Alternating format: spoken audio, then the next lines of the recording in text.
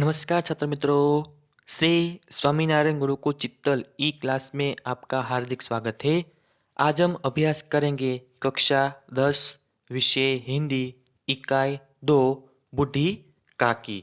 लेखक का नाम है मुंशी प्रेमचंद। साहित्य प्रकार कहानी। दोस्तों, पहले हम मुंशी प्रेमचंद के बारे में अभ्यास करेंगे। मैं आपको परिचय देता हूँ। यह है मुंशी प्रेमचंद। इस तस्वीर को आप देख सकते हैं। मुंशी प्रेमचंद धनपत राय श्रीवास्तव। मुंशी प्रेमचंद का नाम क्या है? तो धनपत राय श्रीवास्तव। 31 जुलाई 1880, 8 अक्टूबर 1936। जो प्रेमचंद नाम से जाने जाते हैं, वो हिंदी और उर्दू के सर्वाधिक लोकप्रिय उपन्यासकार, कहानीकार एवं विचारक थे।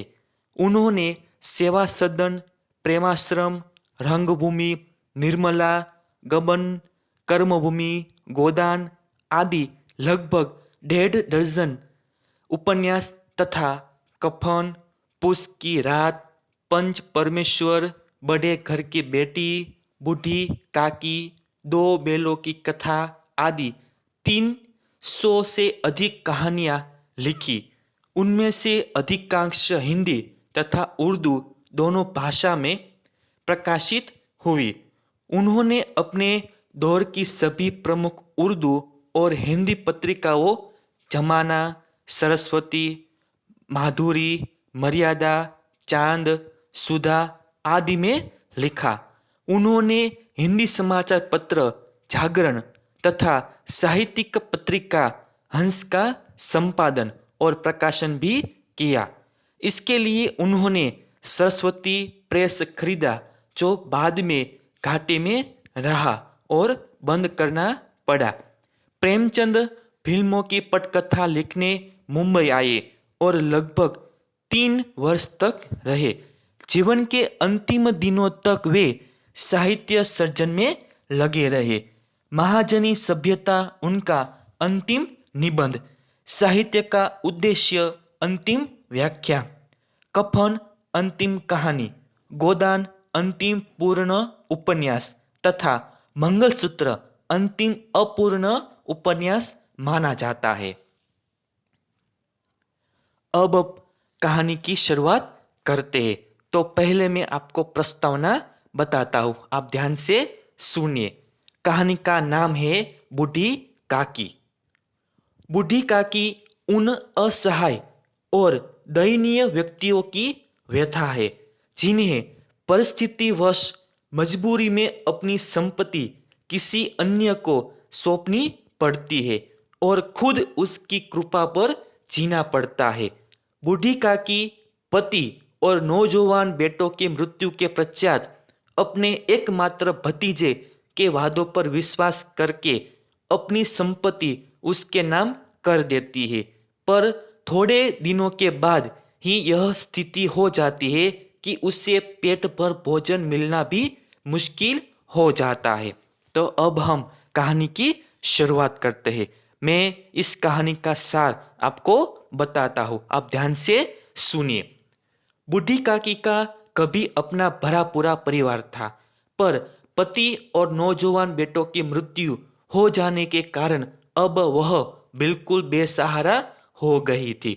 विवश होकर वह अपने परिवार में बचे रहे एकमात्र भतीजे, जिसका नाम था बुद्धिराम, बुद्धिराम को अपनी पूरी संपत्ति लिख देती है। इसके बाद तो वह बुद्धिराम और उसकी पत्नी, जिसका नाम है रूपा, रूपा की दया पर आश्रित हो जाती है। बूढ़ी काकी को पेट भर भोजन न मिलने का दुख था। खाना समय पर न मिलता था या खाने की मात्रा कम होती थी। इस बात पर वे गला फाड़ फाड़ कर रोती थी। रोती वे तब भी थी जब अक्सर बच्चे उन्हें चिढ़ाने के लिए उन्हें चुटकी काट कर भाग जाते थे या उन पर पानी की कुल्ली कर देते थे। पर उनके इस रोने पर उनकी और किसी का ध्यान नहीं जाता था। आगे हम बात करें काकी से अनुराग। बुद्धिराम के परिवार में काकी से थोड़ा लगाव यदि किसी को था तो वह बुद्धिराम की बेटी जिसका नाम है लाडली। दोस्तों याद रखें, बुद्धिराम की बेटी का नाम लाडली था। तो बुद्धिराम के परिवार में काकी से थोड़ा लगाव यदि किसी को था तो वह बुद्धिराम की बेटी जिसका नाम है लाडली। लाडली के लिए बुढ़ी काकी सुरक्षा का काम करती थी। लाडली अपनी दोनों भाइयों के डर से अपने हिस्से की खाने की चीजें बुढ़ी काकी की सुरक्षा में आराम से खा पाती थी।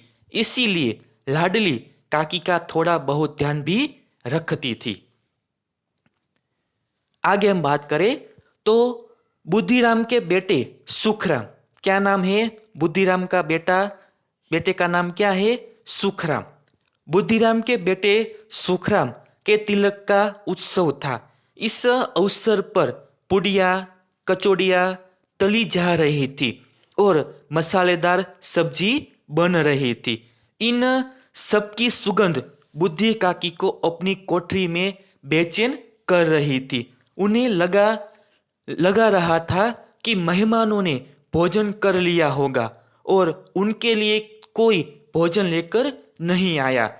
यह सोचकर उन्हें रोना आ गया, पर वे मन महसूस कर रह गई।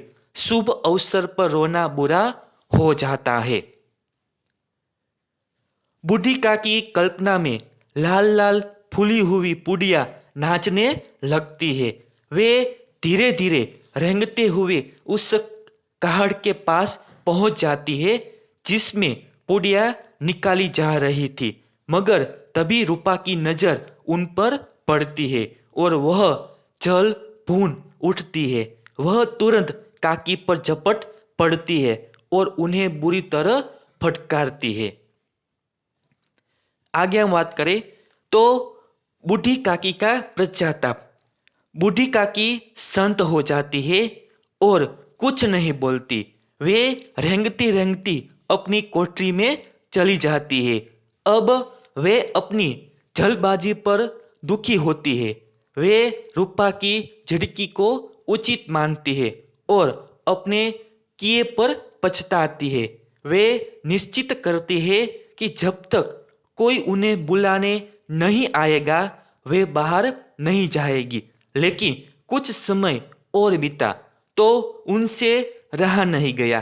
फिर सरकती हुई आंगन में जा पहुंचती है। वे देखती है कि मेहमान मंडली अभी भी भोजन की पात जमी हुई है। बूढ़ी काकी की कल्पना में पुड़ियों की तस्वीर नाच रही थी। पुड़िया लाल लाल फूली फूली नरम नरम होगी। कचौड़ियों में आज वाइन और इलायची की महक आ रही होगी। उन्होंने खाने के बारे में तरह तरह के मसूबे बांधे थे। वे कहती, पहले सब्जी से पुड़िया खाऊंगी, फिर दही और शक्कर से। कचौड़ियाँ रायते के साथ मज़ेदार मालूम होगी। वे कहती, चाहे कोई बुरा माने चाहे भला, वे मांग मांग कर खाएंगी। लोग यही कहेंगे न कि इन्हें विचार नहीं है। कहाँ करे लोग, इतने दिन के बाद पुड़िया मिल रही है तो मुंह झूठा करके थोड़े ही उठ जाएगी। इस प्रकार बूढ़ी काकी के मन में खाने के बारे में मसूबे बंधे थे। बुद्धिराम बूढ़ी काकी को आया हुआ देखकर आग बबूला हो उठता है। वह लपट कर आता है और बूढ़ी काकी के दोनों हाथ पकड़कर उन्हें घसीटते हुए अंधेरी कोठरी में पटक आता है। अब बुद्धिराम और उसकी पत्नी रूपा बूढ़ी काकी को दंड देने का निश्चय करते हैं। आमंत्रित मेहमानों, घर वालों, बाजे वालों, धोबी, नाई सबने भोजन कर लिया, लेकिन बूढ़ी काकी को भोजन करने के लिए किसी ने नहीं पूछा। लाडली इससे बहुत दुखी होती है। उसने अपने हिस्से की पुड़िया बूढ़ी काकी को खिलाने के लिए अपने पास सुरक्षित रख लिए है।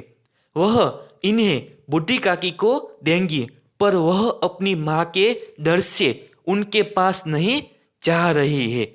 बूढ़ी काकी इंतजार करके करके निराश हो गई थी। ग्लानि से उनका गला भर आया था, पर डर के मारे वे रो भी नहीं पा रही थी। जब सब सो गए तो लाडली बूढ़ी काकी के पास पहुंची। उसने बूढ़ी काकी से कहा कि वह अपने हिस्से की पुड़िया ले आई है, वे खा ले। इतना सुनते ही बूढ़ी काकी पुड़ियों पर टूट पड़ती है और 5 मिनट में सारी पुड़िया खा लेती है। वे लाडली से कहती है कि वह अपनी माँ से और पुड़िया मांग कर लाए, पर माँ के मारने के डर से लाडली इनकार कर देती है। आगे हम बात करें तो पुड़ियों के झूठे टुकड़े। बूढ़ी काकी से रहा नहीं जाता। वे लाडली का हाथ पकड़कर वहां पहुंचती है जहां झूठे पतल पड़े थे। वे बैठ जाती है और उन पतलों से पुड़ियों के झूठे टुकड़े तथा पतलों पर छूटे हुए अन्य व्यंजन उठा उठा कर बखानते हुए खाने लगती है। काकी ने पूछा, क्या तुम्हारी अम्मा ने दी है? लाडली ने कहा, नहीं, यह मेरे हिस्से की है। जैसे थोड़ी सी वर्षा ठंडक के स्थान पर गर्मी पैदा कर देती है, उसी तरह इन थोड़ी पुड़ियों ने काकी की सुविधा और इच्छा को और उत्तेजित कर दिया था। बोली, नहीं बेटी, जाकर अम्मा से और मांग लाओ। लाडली ने कहा, अम्मा सो गई है, जाऊंगी तो मारेंगी। काकी ने पिटारी को फिर टकोका। उसमें कुछ खुरचन गिरे थे, उन्हें निकालकर वे खा गई। बार बार होठ चाटती थी, चटखारे भरती थी। हृदय महसूस रहा था कि और पुड़िया कैसे पाऊं। काकी का अधीर मन इच्छा के प्रबल प्रवाह में वह तभी सोच रही रूपा की नींद खुलती है। वह लाडली को अपने पास नहीं पाती। वह उठकर जाती है तो देखती है कि लाडली झूठे पतलों के पास खड़ी है और बूढ़ी काकी पतलों से पुड़ियों के झूठे टुकड़े चुन चुन कर खा रही है। यह हृदय विदारक दृश्य देखकर रूपा सन्न रह जाती है। करुणा और भय से उसकी आंखें भर आती है। उसे लगता है कि वह कितनी निर्दय है। वह मन ही मन में अपनी इस भयंकर गलती के लिए क्षमा मांगती है। आगे हम अंत में बात करें तो रूपा दिया जलाती है। वह भंडार का दरवाजा खोलती है। एक थाली में सभी प्रकार के व्यंजन सजाती है। वह बूढ़ी काकी को वहां से उठाती है और भोजन की थाली में उनके पास रहकर उनसे भोजन करने के लिए कहती है। वह बूढ़ी काकी से अपनी भूल के लिए बुरा न मानने और परमात्मा से इस अपराध के लिए क्षमा करने की प्रार्थना करने के लिए कहती है। अंत में हम बात करें तो बूढ़ी काकी की सदिच्छाएं। बूढ़ी काकी भोले बच्चों की तरह सारा तिरस्कार भूलकर भोजन करने लगती है। उसके रोए रोए से रूपा के लिए सच्ची सदिच्छाएं निकल रही है। तो इस तरह हमने कहानी का अभ्यास किया। Thank you.